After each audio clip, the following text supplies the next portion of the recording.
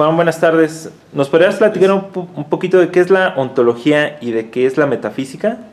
Claro que sí.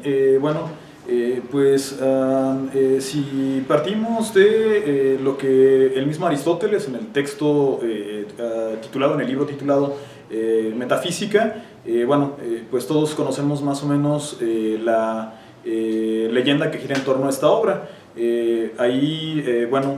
Una vez que Aristóteles escribe la física, el bibliotecario de la Biblioteca de Alejandría, al momento de acomodar las obras de Aristóteles, encuentra la física y encuentra este otro libro que trata sobre el sentido del ser.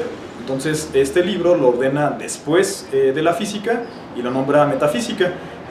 A partir de ese error en la nominación, no era un título que el propio Aristóteles hubiera dado al libro, pues lo que encontramos de manera posterior en la tradición es una reflexión sobre el sentido del ser, qué significa ser, y a partir de esta pregunta, cuando la filosofía medieval intenta responder a esta pregunta, va a hacer una distinción fundamental, va a distinguir dos grandes tipos de seres. Entonces, la metafísica sería esta disciplina filosófica que se encarga de delimitar, de definir cuáles son los tipos de seres que existen, cuáles son las modalidades de ser que existen, y en toda la filosofía medieval va a haber, por un lado, el ens creator, y por otro lado el ens creatum, el ser creador y el ser creado, Dios y las criaturas. Entonces, el ser, de manera similar a como ocurre en Aristóteles,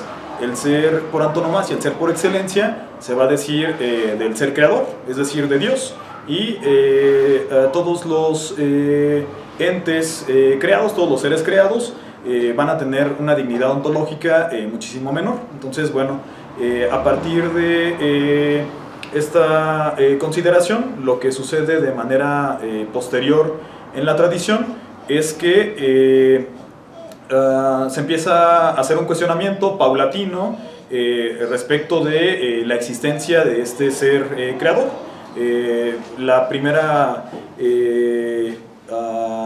aparición de la muerte de Dios aparecería con Kant en la Crítica de la Razón Pura, cuando sostiene que pues a nivel del conocimiento no podemos tener una experiencia de Dios, por lo tanto es un concepto vacío, es un concepto metafísico, y ahí metafísica empieza a tener una connotación negativa.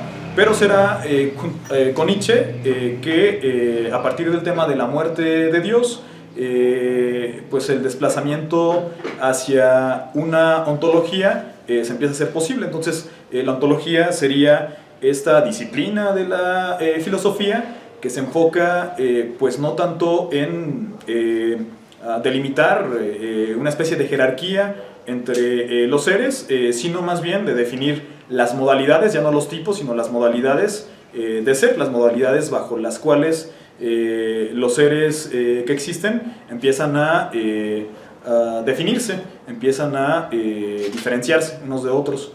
Entonces, teniendo en cuenta estas dos grandes matrices, podríamos decir que la metafísica piensa en términos de trascendencia la cuestión del ser. Hay un ser trascendente, un ser que está por fuera de este mundo, que determina lo que este mundo es, y por el lado de la ontología tendríamos un llamado hacia la inmanencia pura.